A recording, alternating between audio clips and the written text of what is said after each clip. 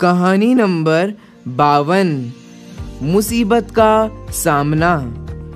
एक बार जंगली भैंसों का एक झुंड जंगल में घूम रहा था। तभी एक बछड़े ने पूछा, पिताजी, क्या इस जंगल में ऐसी कोई चीज है जिससे डरने की जरूरत है? भैंसा बोला, बस बेटा, शेरों से सावधान रहना। बछड़े ने कहा, हाँ, मैंने भी सुना है कि शेर बड़े खतरनाक होते हैं।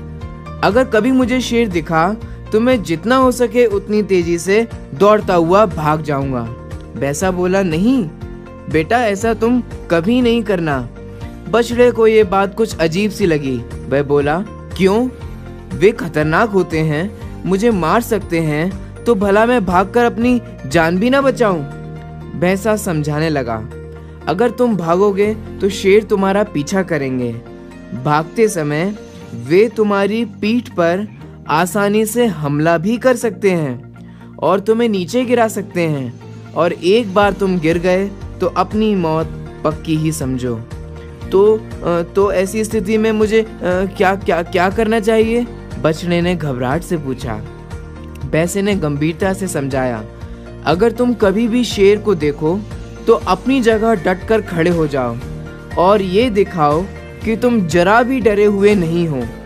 अगर वो ना जाए तो उसे अपनी तेज सींग दिखाओ और खुरियों को जमीन पर पटको। अगर तब भी शेर ना जाए तो धीरे धीरे उसकी तरफ बढ़ो और अंत में तेजी से अपनी पूरी ताकत के साथ उस पर हमला कर दो। बछड़ा नाराज होते हुए बोला, ये तो पागलपन है, ऐसा करने में तो बहुत खतरा है। अगर शेर ने पलटकर मुझ पर हमला कर दिया तो इस पर क्या होगा? बेटे, अपने चारों तरफ देखो, क्या दिखाई देता है? बछड़ा घूम घूम कर देखने लगा। उसके चारों तरफ ताकतवर भैंसों का बड़ा सा झुंड था। बछड़ा बोला, अगर कभी भी तुम्हें डर लगे तो ये याद रखो कि हम सब तुम्हारे साथ हैं। अगर तुम मुसीबत का सामना करने की बजाय भाग खड़े होते हो तो हम भी तुम्हें नहीं बचा पाएंगे, लेकिन अगर तुम साहस दिखाते हो और मुसीबत से लड़ते हो तो हम मदद के लिए ठीक तुम्हारे पीछे खड़े होंगे। बछड़े ने गहरी सांस ली और अपने पिता को इस सीख के लिए धन्यवाद दिया।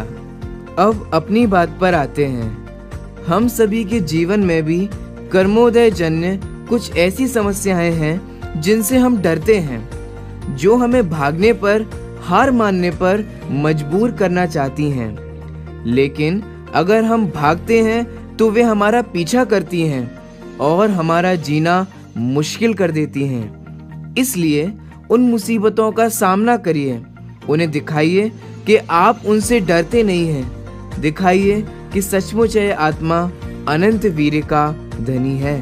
अंत तक ये कहानी देखने के लिए आपका बहुत बहुत आभार। आपको ये कहानी कैसी लगी ये हमें कमेंट करके बताएं। अगर ये कहानी आपको अच्छी लगी हो तो इसे लाइक अवश्य करें तथा अन्य लोगों के साथ और अपने परिवारजनों के साथ शेयर करना ना भूलें। आपका ये प्रोत्साहन ही हमें आपके लिए और कहानी बनाने के लिए प्रेरित करता है।